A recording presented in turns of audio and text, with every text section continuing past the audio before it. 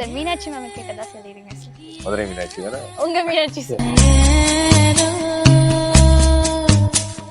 பல பேருக்கு பேக்ரவுண்ட் தெரியாது. நான் நடிக்க வந்தது காரணமே குமுதம் தான். குமுதம் மேகசின் ஆர்டிக்கல் வரும்போது அதை பார்த்துட்டு தான் முதல்ல எனக்கு சேரன் சார் கூப்பிட்டாரு. ஏன்னா நான் தான் ஃபர்ஸ்ட் ரேடியோல இருந்து சினிமாவுக்கு வந்தாள் சவுத்தில். அதுக்கப்புறம் தான் சிவா வந்தார். ஆனால் சிவா தான் ஃபர்ஸ்ட் மிர்ச்சி சிவா தான் நடிக்கணும்னு ஆசையோட வந்தார். பட் அவருக்கு முன்னாடி எனக்கு அந்த வாய்ப்பு வந்தது. இது எல்லாம் என்னோட பர்சனல் ரெக்கார்டு. இந்த கின்னஸ் புக் மாதிரி நானே என்னோட ரெக்கார்டில் போட்டு வச்சுக்கிறது என்னோட சந்தோஷத்துக்கு. அவ்வளோதான். எஃப்எம், சீரியல், சினிமா, இப்போ ஓடிடி எந்த பிளாட்ஃபார்ம் உங்களுக்கு ரொம்ப கம்ஃபர்டபுளா இருக்கு? என்னைக்குமே நான் சொல்றது என்ன முதல் பிளாட்ஃபார்ம் ரேடியோ தான். இது எல்லாத்துக்கும் எனக்கு அறிமுகம் வந்து ரேடியோ தான். அதை நான் என்னைக்குமே மறக்கவும் முடியாது. அதுதான் என்னோட ஃபர்ஸ்ட் லவ். இன்னைக்கும் நான் ரேடியோ காலையில பண்ணிட்டு தான் வரேன். அது வேலையா நான் நினைச்சு பண்றது இல்லை. ஆத்மார்த்தமா என் ஷோ நான் தான் பண்ணணும். ஸ்ரீனிவாசா டூர் நடத்தும் ஆன்மீக சுற்றுலா. தொடர்புக்கு 9384854560. எவரெஸ்ட் ஈஸி செஃப் ஆகுங்கள் சில நிமிடங்களிலேயே. சௌபாக்யா home and kitchen appliances. Hi sir, எப்படி இருக்கீங்க? நல்லா இருக்கேன். நீ எப்படி இருக்க? நல்லா இருக்கேன் சார். வீட்ல எல்லாம் சௌக்கியமா? எல்லாம் சௌக்கியம் சார். உங்க வீட்ல எல்லாம் சௌக்கியமா சார்? எல்லாம் சூப்பரா. Okay okay. உன்னை ரொம்ப விசாரிச்சதா சொன்னாங்க. Okay okay sir. Meenakshi ma'am கேட்டதா சொல்லிடுங்க சார். மதுரை மீனாட்சி தானே? உங்க மீனாட்சி சார். கேட்டா சொல்லிடுறேன். Okay okay sir. சார் எப்படி இருக்கு சார் இப்ப போலீஸ் எப்படி போயிட்டு இருக்கு? எல்லா குமுதம் ஆன்லைன் நேயர்களுக்கு முதல்ல வணக்கம். பல பேருக்கு பேக்ரவுண்ட் தெரியாது. நான் நடிக்க வந்தது காரணமே குமுதம் தான். Oh, Kumudam magazine. Okay okay sir. அவங்க ஒரு ஃபோட்டோ என்னோட ஆர்டிக்கல் வரும்போது அதை பார்த்துட்டு தான் முதல்ல எனக்கு சேரன் சார் கூப்பிட்டாரு. ஓகே. எப்பயுமே குமுதம் வந்து ரொம்ப ஸ்பெஷல் அந்த வகையில். திருப்பியும் ரொம்ப நாள் கழிச்சு குமுதத்தில் ஒரு புது டீமோட வந்து யங் டீமோட சந்திக்கிறதுல சந்தோஷம். Okay okay sir. போலீஸ் சூப்பராக இருக்குமா? நம்ம நிறைய டெலிவிஷன் பண்ணியிருக்கோம். அதுலேருந்து இது ஒரு புது களமாக இருக்குது. டெலிவிஷனில் சில லிமிட்டெட் கதைகள் தான் சொல்கிறாங்க, அந்த ஆடியன்ஸுக்கான ஒரு கதைகள் சொல்கிறாங்க. அது இல்லாமல் இது வந்து ஓடிடியில் மட்டுமே வரதுனால இது இன்னும் யங்கர் க்ரௌடுக்காக ஒரு கதை சொல்கிறாங்க. அது வந்து இன்னும் என்ன சொல்கிறது, இப்போ சமீபத்தில் நடக்கிற கதைகளாகவும் இளைஞர்களுக்கெல்லாம் புரிகிற மாதிரி, அவங்க ஏற்றுக்கிற மாதிரி காமெடி, ஆக்ஷன், த்ரில்லிங்காகவும் ரொமான்டிக்காகவும். ஸோ அந்த கதை சொல்கிற விதம் மாறுது. ஸோ அது வந்து நமக்கு புதுசாகவும் இருக்குது. எனக்கு ஆக்சுவலி ரொம்ப புதுசாகவும் இருக்குது, சந்தோஷமாகவும் இருக்குது. புது விஷயம் பண்ணுறோன்றதில்ல. புது டீமு, டைரக்ஷன் டீமாக இருக்கட்டும், ஸ்டோரி எழுதுகிற டீமாக இருக்கட்டும், கூட நடிக்கிறவங்களாக இருக்கட்டும், எல்லாருமே வந்து யங்ஸ்டர்ஸாக இருக்கிறாங்க, எனர்ஜியாக இருக்கிறாங்க. ஸோ அந்த எனர்ஜியை வந்து அப்சர்வ் பண்ணி டெய்லி அந்த எனர்ஜியில் அந்த வைபோடு இருக்கிறது வந்து எனக்கு ரொம்ப சந்தோஷமாகவும் இருக்குது. இந்த வேலை செய்யும்போது உங்களுக்கு பிடிச்ச ஒன்று செய்யும்போது வேலை செய்கிற மாதிரியே தெரியாதுன்னு அந்த மாதிரி இருக்கு. சரி, ஓகே சார். சார் இப்போ வந்து உங்களுக்கு லவ் அப்படின்றது இப்போ கிடைச்சது கிடையாது. உங்களுக்கு ஒரு 20 வருஷமாவே மக்கள்கிட்ட இருந்து இந்த லவ் வந்துக்கிட்டே இருக்கு இல்லையா சார்? ஸோ இது எப்படி இருக்கு சார் உங்களுக்கு? அப்பா அம்மாவோட புண்ணியம், பெரியவங்களோட ஆசீர்வாதம் அப்படின்ற மாதிரி தான் நான் எடுத்துக்கிறேன். ஏன்னா நான் இதுக்காக வரலை.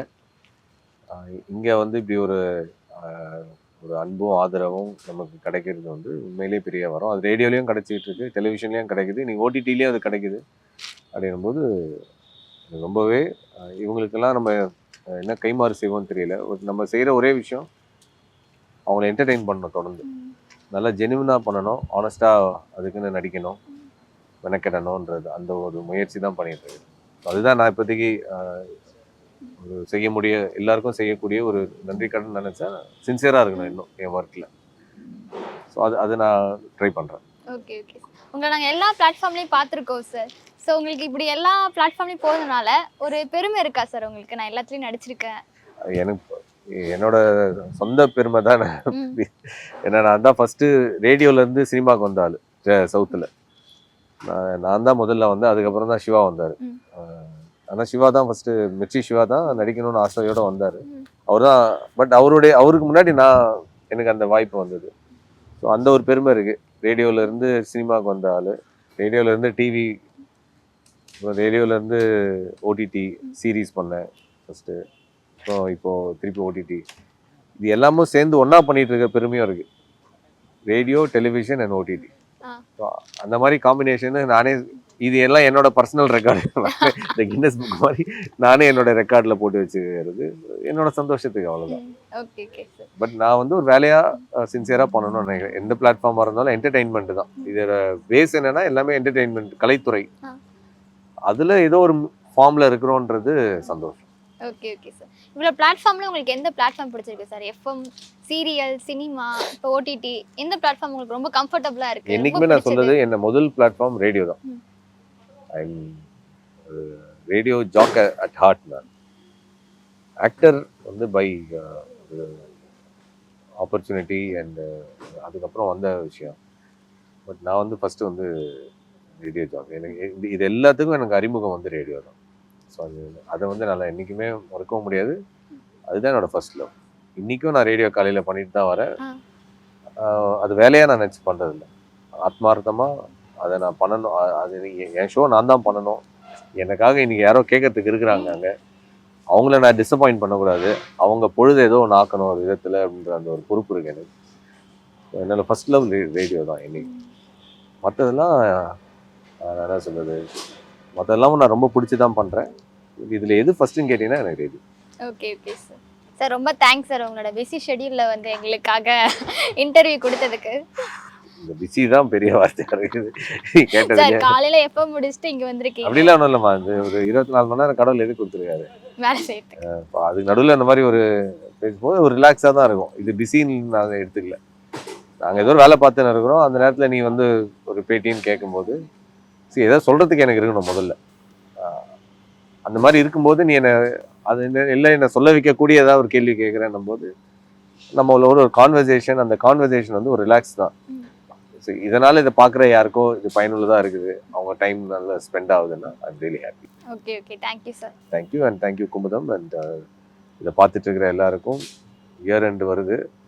So wish you a very happy new year. And உங்களுடைய நீங்கள் ஒவ்வொரு துறையிலையும் நீங்கள் சிறந்து விளங்க.